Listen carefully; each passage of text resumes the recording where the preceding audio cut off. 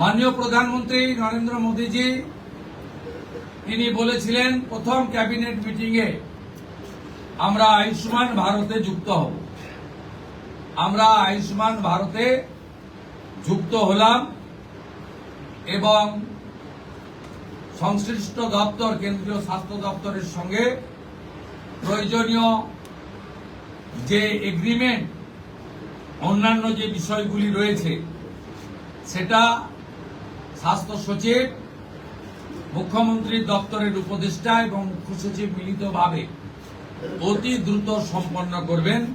অর্থাৎ আজ থেকে মাননীয় প্রধানমন্ত্রীর ঘোষিত পশ্চিমবাংলার মানুষের প্রতি যে কমিটমেন্ট আজকে ভারতীয় জনতা পার্টির ক্যাবিনেট সেটা সম্পূর্ণ করল।